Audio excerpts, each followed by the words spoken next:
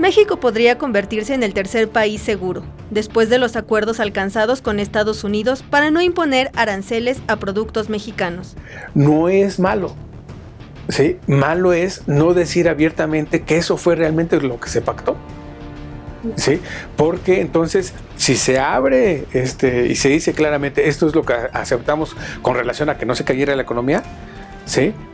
Entonces, ¿qué es lo que habría que hacer? Pues crear condiciones de infraestructura para la estancia de esos migrantes y prepararnos para la polarización social que pudiera haber. El concepto de país seguro significa que una persona que abandona su nación para solicitar asilo en otra puede ser rechazado por el país solicitado, pero este puede enviarlo a un tercero. En este caso, sería México.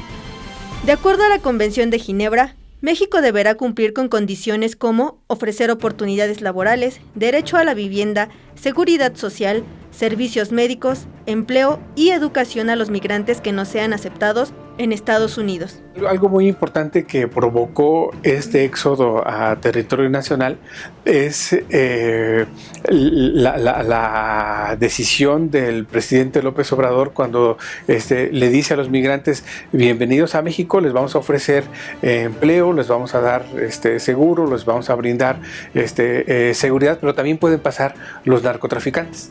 Bienvenidos todos. Sí, que esa es la otra cuestión de Estados Unidos, donde Donald Trump el día de hoy amenaza en el sentido que puede imponer aranceles si México no ataca también la referente a crimen organizado, por supuesto, narcotráfico.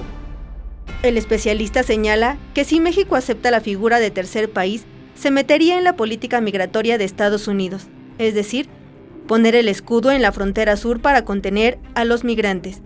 Y Estados Unidos le exigiría al país algo que el gobierno mexicano no quería hacer, que es cumplir su ley migratoria. Con imágenes de Andrés